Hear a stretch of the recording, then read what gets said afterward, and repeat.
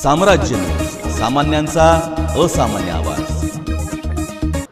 प्रसिद्ध मेंदूविकार तज्ञ डॉक्टर शिरीष वळसंकर यांच्या आत्महत्येप्रकरणी न्यायालयीन कोठडीत असलेल्या मनीषा माने मुसळे हिच्या जामीन अर्जास सरकारी पक्षाने अतिरिक्त जिल्हा न्यायाधीश जे मोहिते यांच्या न्यायालयात म्हणणे सादर करत विरोध दर्शवला।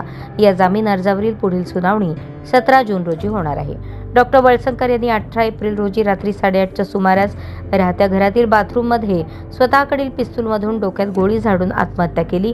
यानंतर या प्रकरणी सदर बाजार पोलीस ठाण्यात त्यांचा मुलगा डॉक्टर अश्विन वळसंकर यांच्या फिर्यादीनुसार रुग्णालयातील महिला कर्मचाऱ्याविरुद्ध गुन्हा दाखल करण्यात आला।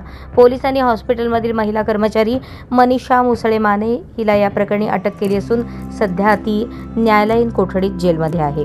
मनीषा माने मुसळे हिने जिल्हा न्यायालयात जामिनासाठी अर्ज दाखल केला असून त्याची सुनावणी अतिरिक्त जिल्हा न्यायाधीश जे मोहिते यांच्यासमोर सुरू आहे। सरकारी पक्षाने न्यायालयात लेखी म्हणणे सादर करून मनीषा माने मुसळेच्या जामीन अर्जास विरोध केला। FIR मध्ये शवविच्छेदनावेळी सुसाईड नोट मिळाली असे असून गोळी मारून जखमी अवस्थेत वळसंकर हॉस्पिटलमध्ये नेण्यात आले होते। तिथे संबंधित डॉक्टरांनी त्यांच्या अंगावरील कपडे काढून साखरे नावाच्या PSIला दिले आणि त्यांनी HC गायकवाड यांच्याकडे दिले। दुसऱ्या दिवशी कपडे जप्ती पंचनामा केला, त्यावेळी चिठ्ठी मिळून आली असे म्हणणे सरकार पक्षाकडून दाखल करण्यात आले।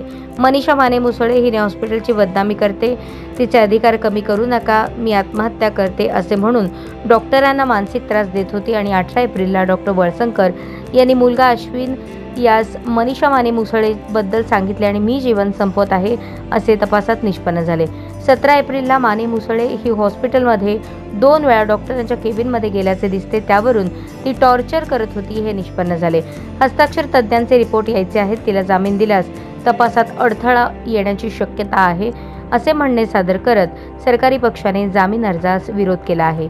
या प्रकरणी सरकारकडून ॲडव्होकेट प्रदीप सिंग राजपूत तर आरोपीकडून ॲडव्होकेट प्रशांत नवगिरे काम पाहत आहेत।